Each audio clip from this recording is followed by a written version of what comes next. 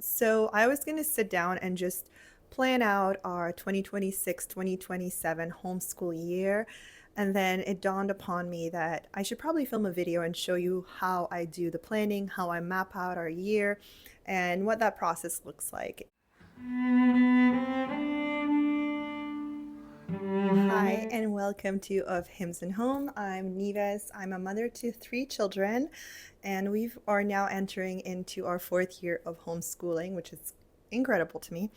And on this channel, I talk about mostly our Charlotte Mason home education experience. So if that's something you're interested in, please subscribe. So before I actually formally started sitting down with a pen and paper and writing down things, one of the first things I love to do during the summer is read some books that are inspiring to me.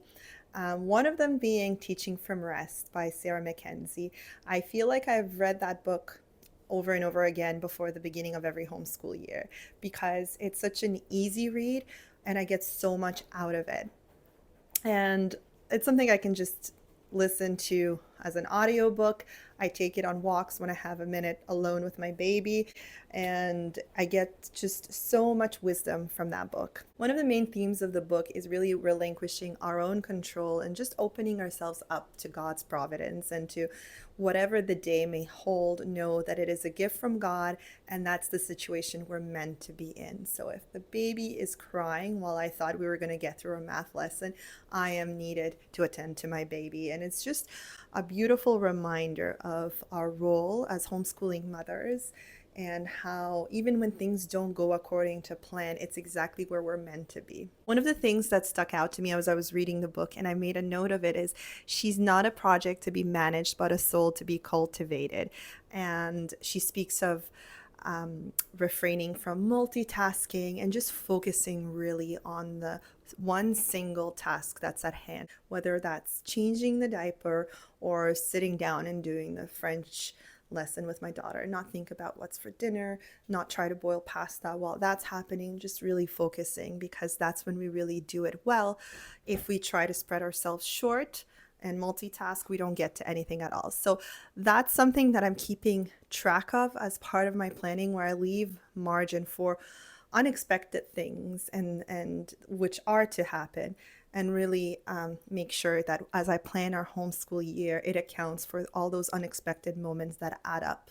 Another thing that she brings up is think about how you want your children, once they grow up, to describe their homeschooling experience. I don't know if you can see, my cat is here. She's joined me. She loves to be on camera. There might be the tip of a tail here.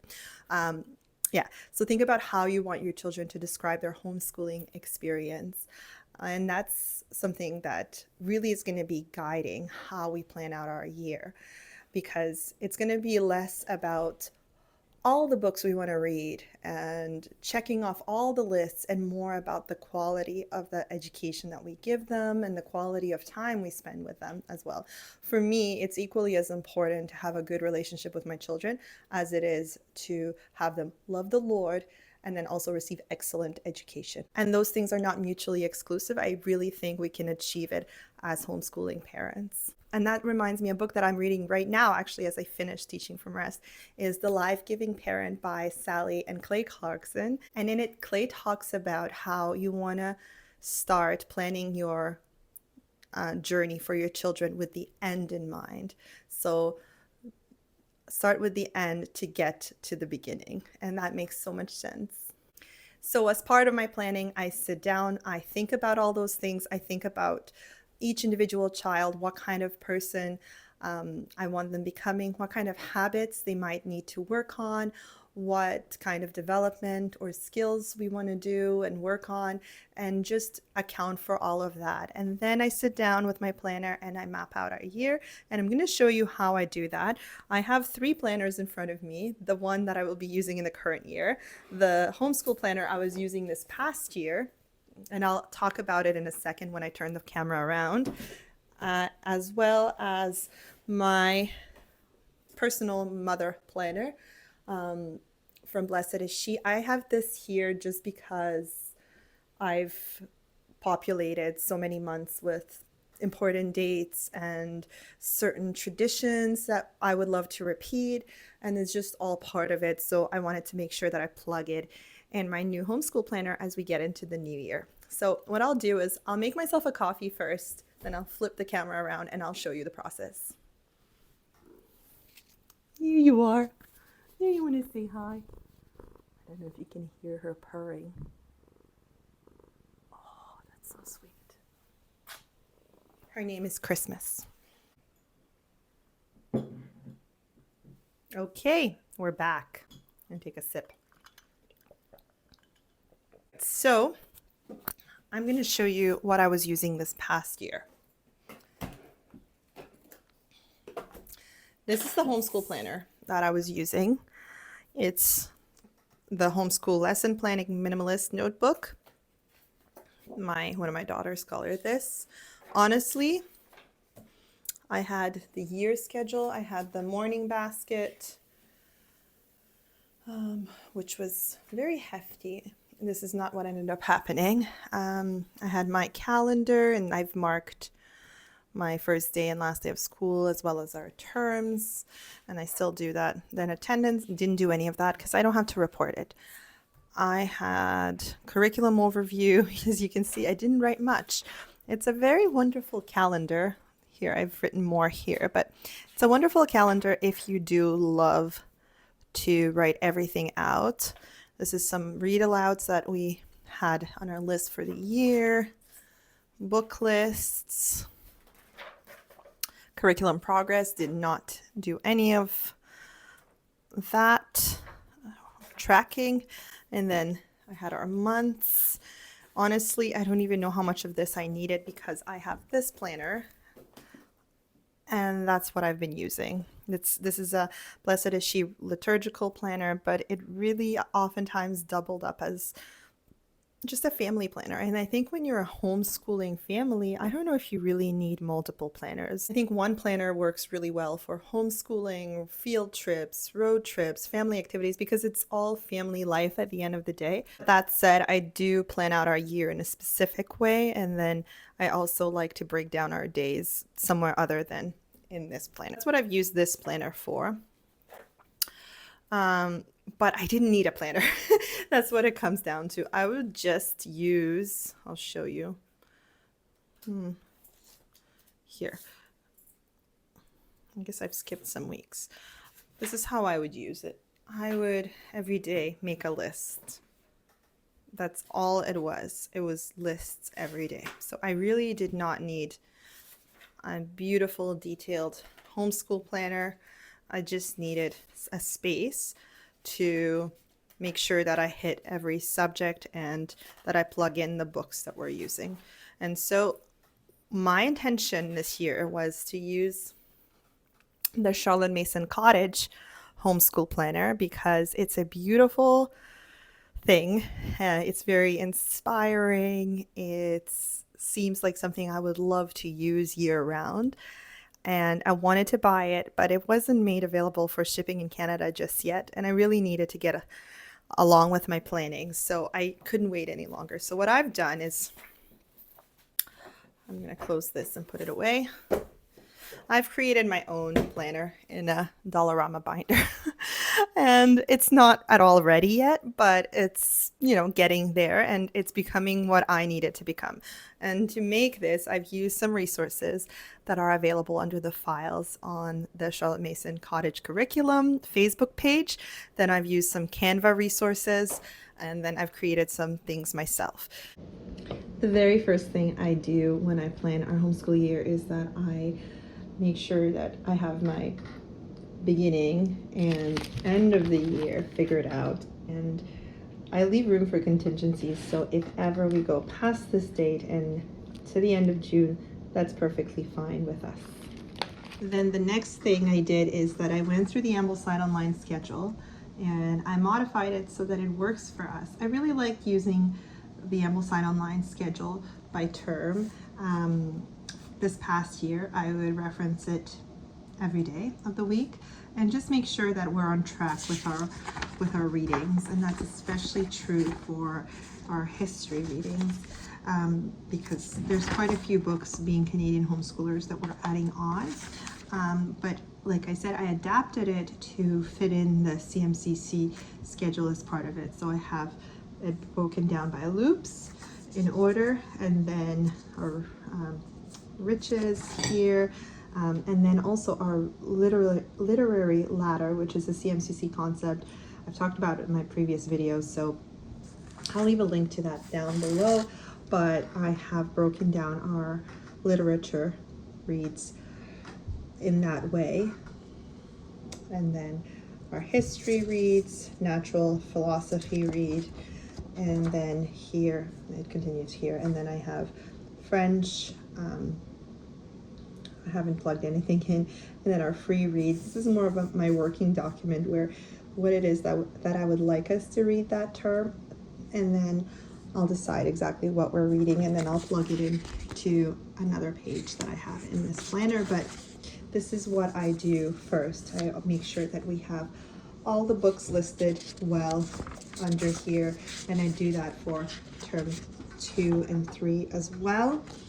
And that way it really helps me map out our year. So I'll just walk you through what I have. This is just a prayer that I would like to begin our mornings with. This is just the CMCC daily schedule, and I talked about the Charlotte Mason Cottage and how we're using it and why we're using it in previous videos. So I will leave a link to those below if you're new or you don't know what CMCC stands for and what the curriculum is. I won't go into any details in this video because I want to keep track of time, but essentially the way that the CMCC daily schedule works is there's Bible, then there's loop A, which is the language arts loop, and then there's math, then there's loop B, which is the riches loop, then literature, and then loop C, which is history, and they call it science loop, but they really call it the natural philosophy loop, and then foreign language, and we're doing French. So I just printed this just to keep track of it. It's very straightforward, especially now because some of you were also commenting on that when I posted about the CMCC. When you're walking through the CMCC curriculum, which is a free resource, by the way, if you're printing it at home or if you're just keeping it digital, when you look at it, it can be so daunting and it can take so much time. And there's a lot of sections. There's like maybe more than 200 pages. I think there are like 270 pages or something like that. And it can be very, very daunting. But I feel like I've spent looking at this curriculum so much so that I feel very comfortable with the flow and with it all. And so I don't really know how much of this will need referencing, but it's a nice to have, especially for my children. So that way I'll put it on our wall and then they can see exactly what's coming next. Okay, then I have a few more things I've laminated for each child. So I have a daughter who is going to be in kindergarten, and there's the Form 0 schedule, and it's breaking down what's under each loop. And then my Form 1 student who's going into grade 2, I have the daily schedule as well for what's under each loop. And that way, as I rotate through the loops, I can check off exactly where we are. And when the next day comes, we move on to the next thing. So it's really not complicated. Sometimes I remember when I first started homeschooling, hearing about the loop schedule, and it seems so complex and it seems so daunting, but it's really just very simple once you break it down and once you have it in an orderly way. So this is something I will also keep out. That way we can check it off. And I have the Form 0 schedule, so the kindergarten schedule, but honestly for loop B and loop C, it's going to look very similar to what my Form 1 student is doing. I don't intend to homeschool with two different riches schedules, two different history or natural philosophy schedules. I want to do family style schooling, and I feel like the CMCC allows for that, but I still have this just because I think it's nice for my younger student to see what is happening, especially for the language arts component. I have here the yearly schedules. So I marked the first day of school as well as the last day of school. Then I color coded our terms. And we take a really nice long break for the month of December to do some Christmas school, or more like Advent school. And I've really enjoyed doing that this past year and the year before. So we're definitely going to stick to that. We are a Catholic family, so I have Lent marked as well. And no, this is not Lent. This is the third term. Sorry. This underline here is Lent, and then Easter. And this was the second term, not third. And this is the yellow is the third term. Here I printed this from the CMCC files that they made available, just a blank template. I've put in the months of the year. I don't know exactly what I plan to do here, but I think it would be nice to have an overview. I'll see what I do with it. This is my autumn term that I've planned out. So I like starting with the morning basket. The CMCC, I don't think I've seen any mention of a morning basket as part of the curriculum. Maybe it's in there somewhere. But anyway, I like starting our days with a morning basket, and I'm keeping it very simple because we have the loops that take care of the riches. So the riches are not much part of it. But what I have in there is I have a prayer, and then of just a personal prayer of gratitude and guidance. Then I have morning prayer of the Optina elders, and this is the prayer that I've printed, and not printed, sorry, that I wrote out, and I just laminated it, and I'll put that on a wall closer to the homeschool year starting. And I think it will be nice to learn this prayer. And yeah, so that's part of our morning basket. Then I have calendar work, and calendar is just us going through our months of the year, months of the week, seasons, marking down anything that's happening in that month or in that week. That's something that I find very important for my kindergartner, as well as now my 1-year-old is probably going to be joining us because I intend to do the morning basket as part of breakfast time. I'm going to give you a closer look because I completely forgot to let you know what else is in the morning basket after the calendar. So we're going to read an Aesop's fable, and then after that we're going to read our poem. So we have Walter de la Mare for the fall term, and I love that because it allows us to read a poem every single day. It allows us to read a fable every single day, which is not exactly part of the CMCC schedule. Poetry is on a loop, and so would be Aesop's fables if we were to put him under our literary ladder. But I really like it sitting here in the morning basket. My daughter, who's in kindergarten, loves Aesop, and I think she benefits a lot from hearing a fable every day. She seems to reference them as part of her life, and I love that. And then the poem as well. I love that we're going to get through the selection of poems by Walter de la Mare that way throughout our term. Then here I have Bible time, so we're going to be doing Hurlbut, 2 Old Testament stories, 2 New Testament stories. That's my goal. And then Friday we're going to be doing stories of the saints.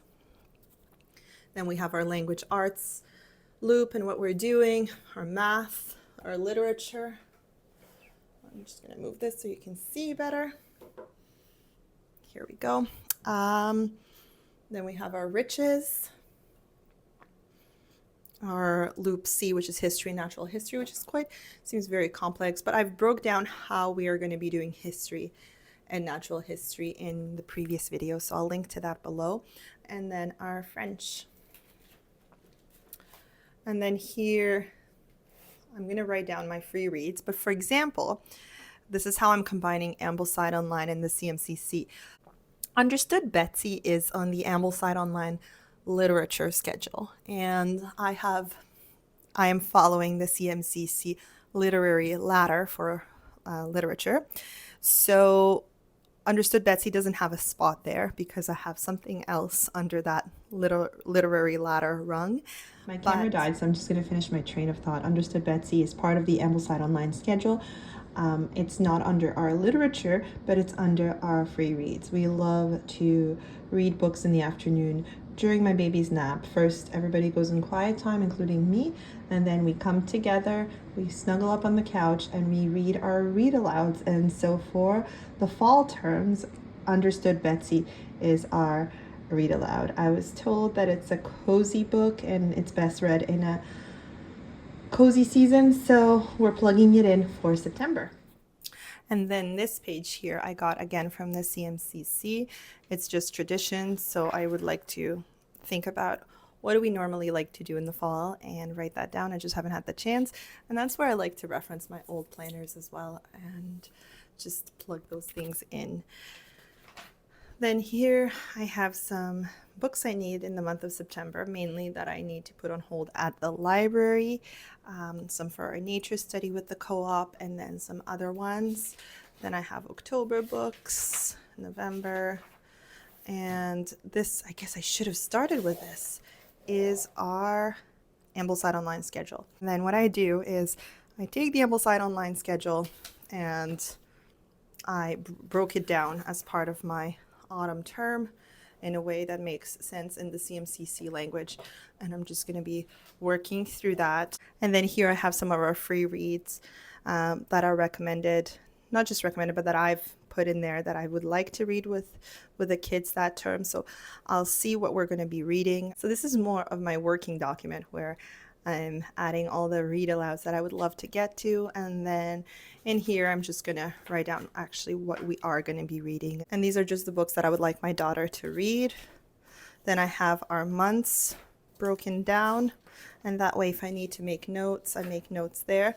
Then I have Christmas. I've started a Christmas page, and this is where I'm gonna map out our Christmas studies, so the devotional, for the Advent season, the hymns we're going to be doing, the books we're going to be reading. I have a hefty list of December and Christmas books that I'd like to put a hold on at the library. And then I'm going to do the same thing for the winter term and the spring term. And then I have extra pages, and that's what I can use on a day-to-day basis when I'm making notes or when I'm planning out exactly what we're doing next. I can just plug that in my terms. And these are just some weekly planning sheets, and this is where I can break down our week like I used to do under here. So there you have it. That's how I'm planning our homeschool year this year. I'm pretty happy with my personal makeshift planner. I think I have in here exactly what I need, and I'm using this in a way that makes sense for me, and I don't have any unnecessary pages that are just gonna sit and clutter up my space. So yeah, that's how I'm planning our new homeschool year. Let me know your thoughts. Let me know what you're doing, if you found a system that works really well for you. So you know, I don't have any formal reporting to do to the school board or the government, so I don't keep track of our attendance. I don't keep track of anything extra. I just make sure that we do 36 weeks of schooling and divide it in 3 terms, and we follow our Charlotte Mason schedule. And last year was our first year of formal schooling. It worked really well for us, so I'm really looking forward to this homeschool year. All right, so thank you so much for being here. I hope you found this helpful. I hope you're having an amazing summer and that you're getting some rest in there amongst the homeschool planning that you're probably doing as well. I'll see you in my next video. Bye.